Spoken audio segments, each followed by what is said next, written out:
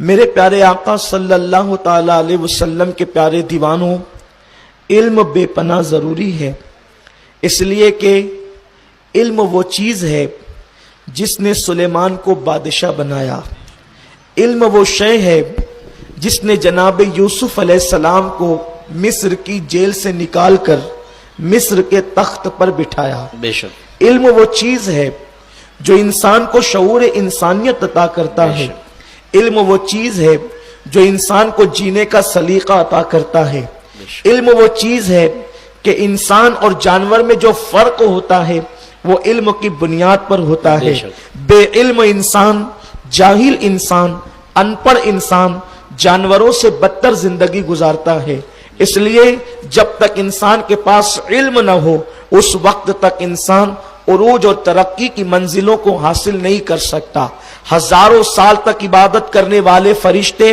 ہزاروں سال سے رب تبارک و تعالیٰ کی بارگاہ میں سجدے کرنے والے فرشتے، ہزاروں سال تک کے رب کی بارگاہ میں سربت سجود رہنے والے فرشتے اگر حضرت آدم کے سامنے جھکے ہیں تو جس وقت وہ جناب آدم کے سامنے جھکے تھے، آدم علیہ السلام کے پاس نہ ایک وقت کا رکوع تھا، نہ ایک وقت کا سجدہ تھا، نہ آپ نے اللہ کی اس وقت تک کوئی تسبیح بیان کی تھی، نہ آپ نے کوئی باضابطہ طور پر عبادت کی تھی۔ ظاہری طور پر میرے پیارے آقا علیہ السلام کے پیارے دیوانوں، پھر کیا وجہ تھی کہ حضرت آدم علیہ السلام کے سامنے فرشتے جھکتے ہوئے نظر آتے ہیں؟ تو اس کی وجہ یہی تھی کہ جب اللہ تبارک و تعالیٰ نے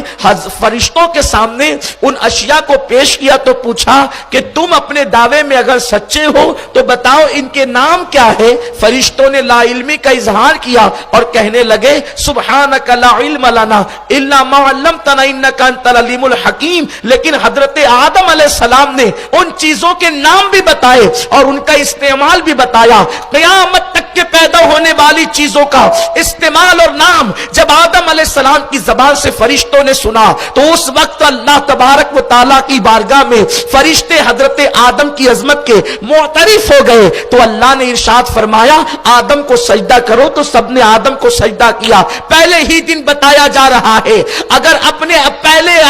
پہلے لوگوں پر، اپنے پہلے آنے والوں پر اگر اقتدار رکھنا چاہتے ہو یا عظمت اور بزرگی چاہتے ہو تو سنو، علم حاصل کرو، اس لیے کہ جب علم حاصل کرو گے تو اللہ تمہیں عروج بھی عطا کرے گا، تمہیں اقتدار بھی عطا کرے گا، تمہیں سربلندی بھی عطا کرے گا۔ آج قوم مسلم کی زبوں حالی کی وجہ یہ ہے کہ مسلمان علم سے کوسوں دور ہیں۔ میرے پیارے آقا علیہ السلام کے پیارے دیوانوں، اپنے اصل موضوع کی طرف آنا چاہتا ہوں، اپنے اصل عنوان کی طرف آنا چاہتا ہوں۔ مردوں کے حوالے سے، مردوں کی تعلیم کے حوالے سے بارہا آپ سنتے رہتے ہیں کسی نے حفظ قرآن کر لیا اس کے ماں باپ کے سر پر جو ہے وہ تاج کرامت رکھا جائے گا، عالم جو ہے اتنے لوگوں کی شفاعت کرے گا، وہ ساری چیزیں حق ہے۔ لیکن یاد رکھیں مردوں سے زیادہ پڑھنا اگر قیمتی ہے تو وہ عورتوں کا قیمتی ہے، اس لیے کہ بہت بڑے مفکر نے کہا تھا مرد نے پڑھا، فرد نے پڑھا، عورت نے پڑھا تو پورے معاشرے نے پڑھا۔ اگر عورت پڑھی لکھی ہو جائے، اگر عورت زیور علم سے مالا مال ہو جائے، اگر عورت کے پاس علم آ جائے تو پھر معاشرے کا مزاج ہی کچھ اور ہوتا ہے۔ وہ علم والی ہی تو تھی جس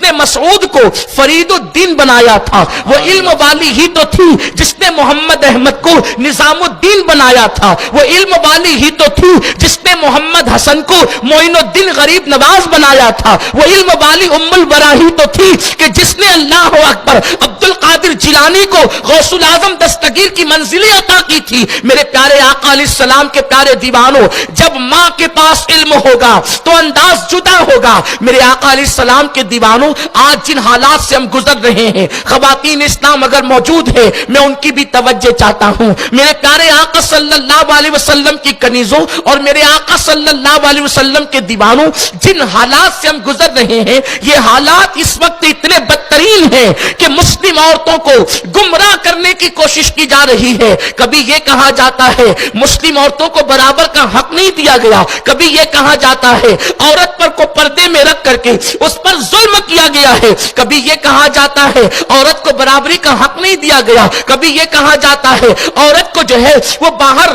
निकालने के लिए इस्लाम मना करता है। कभी ये कहा जाता है औरत को मुर्गी की तरह घर के अंदर कैद रखा जाता है, कैदियों की तरह रखा जाता है। मेरे प्यारे आका अलैहिस्सलाम के प्यारे दीवानों, ये सारी बकवास बकी जाती है और वो लड़कियां जिनके पास इल्म दीन मौजूद नहीं है वो इस बकवास से मुतासिर होती जा रही हैं। मेरे आका सल्लल्लाहु अलैहि वसल्लम के प्यारे दीवानों, एक मजमून मेरे दोस्त ने मुझे भेजा, मैं आपके सामने उसको पहले पेश करना चाहता हूं और मैं अपनी मां और बहनों की भी तवज्जो चाहता हूं। आज कुत्तों की तरह लोग भौंक रहे हैं कि पैगंबर इस्लाम सल्लल्लाहु अलैहि वसल्लम ने 25 साल की उम्र में 40 साल खदीजा से कैसे निकाह कर लिया। आज लोग कुत्तों की तरह भौंक रहे हैं कि पैगंबर इस्लाम ने 53 साल की उम्र में 9 साल की आयशा से निकाह कैसे कर लिया। क्या ये जुल्म नहीं? इस तरह की बकवास बकी जा रही है। कोई कहता है नबी ने 11 बीवियां क्यों की? इसलिए कि एक मर्द अगर 11 बीवियां करे तो क्या औरतों पे जुल्म नहीं है? मेरे आका सल्लल्लाहु अलैहि वसल्लम के प्यारे दीवानों,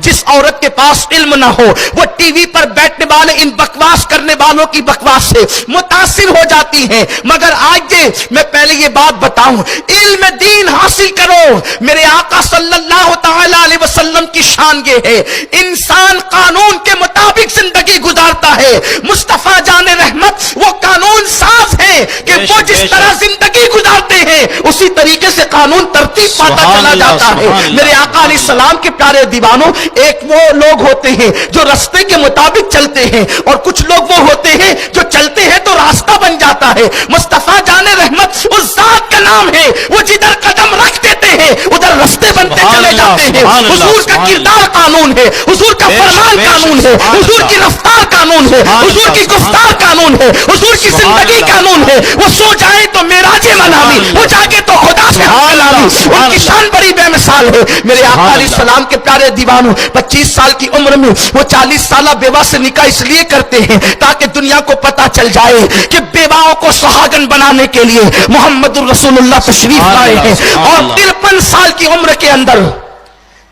9 साल की आयशा से निकाह इसलिए किया जाता है। अभी तो रिवायत को दरायत पर परखना बाकी है, लेकिन अगर लोग इसी पर मुत्तफिक हैं तो सुने। 9 साल की उम्र की आयशा से निकाह 53 साल की उम्र में इसलिए किया जाता है। एक मर्तबा मेरी सगी बहन से किसी खातून ने एक पर्दे का मसला पूछा। मेरी बहन को मुझे कहने की हिम्मत ना हुई वो पर्दे का मसला कि अपने बड़े भाई से पूछ सके, तो मेरी बहन ने मेरी बीवी को कहा और मेरी बीवी को फिर मैंने पूरे मसले की तफसील समझाई। आपसे पूछना चाहता हूं,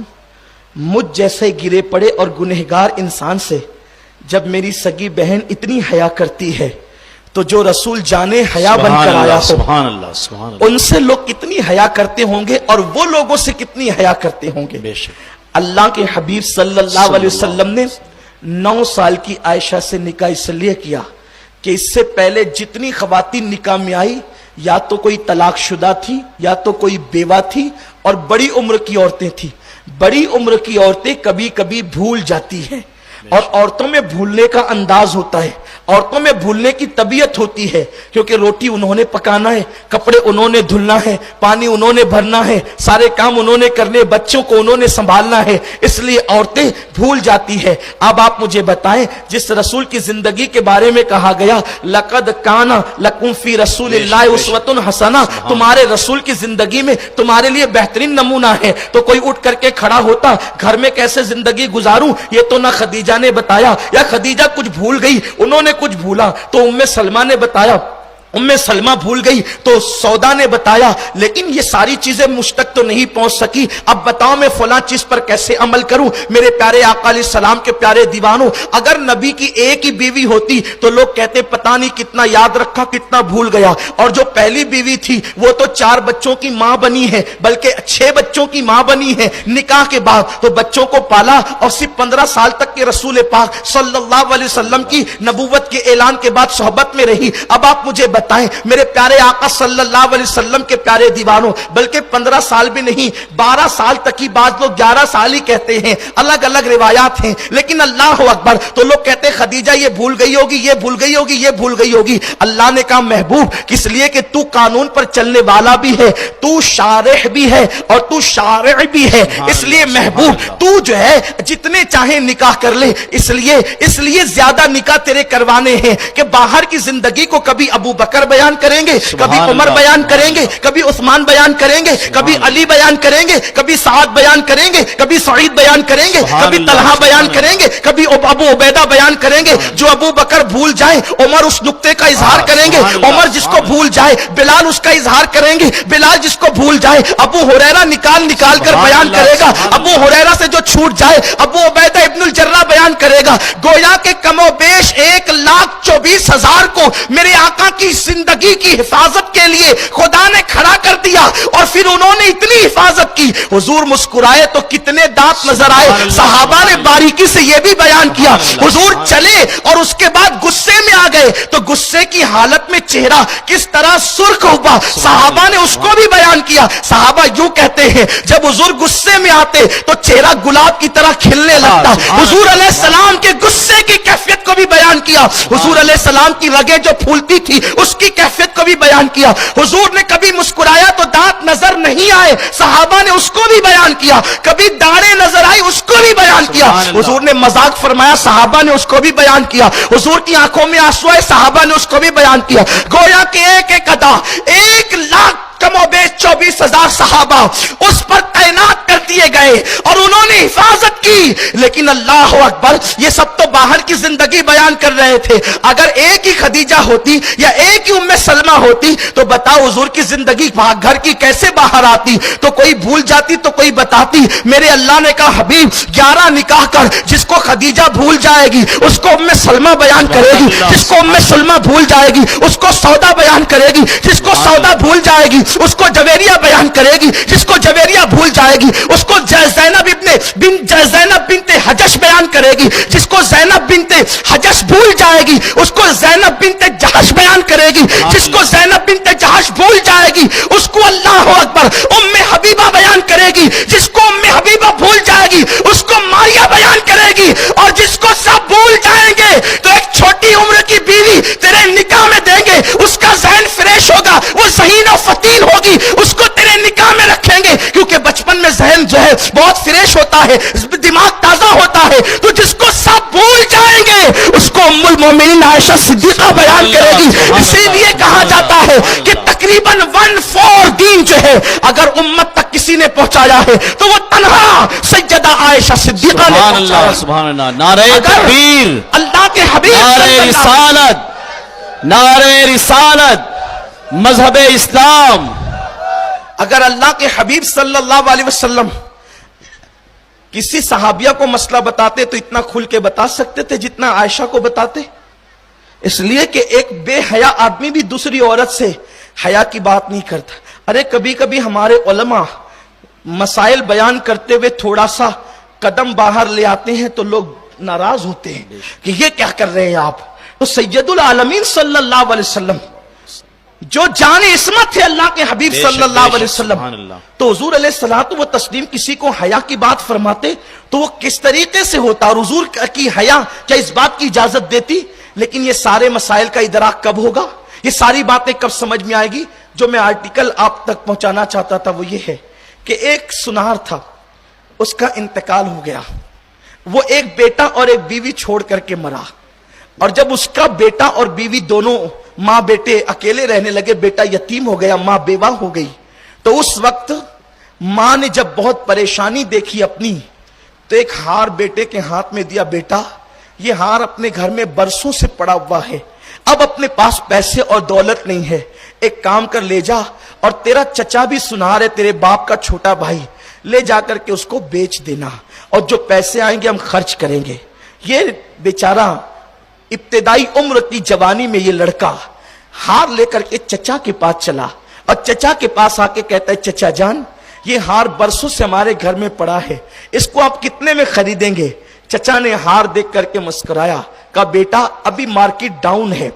اور ابھی مارکیٹ جو ہے میں مندی چل رہی ہے، ایک کام کرو یہ ہار لے جاؤ اور اس کو سنبھال کر کے رکھو، جب آئے گا، جب تیزی آئے گی مارکیٹ میں تو ہم خود ہی تم کو یہ ہار منگوا لیں گے، اور کل سے پریشان ہونے کی ضرورت نہیں بیٹا، کل سے تم اپنی جو جوہری کی دکان ہے سونار کی وہاں آ کر کے بیٹھا کرنا، اور وہیں پر تمہیں نوکری کرنے میں تمہیں پیسے دیا کروں گا، اور یہ بیٹے لے لو ایڈوانس میں پیسے، جو تکلیفیں ختم کر لو اور شان سے زندگی گزارو۔ اب وہ چچا کی دکان پہ آنے لگا، روزانہ بیٹھنے لگا، آتا بیٹھتا آتا بیٹھتا آتا بیٹھتا آتا بیٹھتا، اور اس کے بعد ایک دن وہ آیا کہ جوہری کی صحبت میں رہ کر، اس چچا کی صحبت میں رہ کر وہ پکا جوہری بن گیا، اور ایسے تجربے کار جوہری بنا کہ کوئی بھی ہار ہاتھ میں لیتا یا موتی ہاتھ میں لیتا تو فوراً بتا دیتا یہ جوہری ہے یا نقلی ہے، ڈپلیکیٹ ہے یا اصلی ہے، یہ چیزیں وہ بتا دیتا تھا۔ اب لوگ دور دور سے آنے لگے، اس کی شہرت ہو گئی، ترقی بھی ملی۔ ایک دن چچا نے اس کے کان میں کہا، بیٹا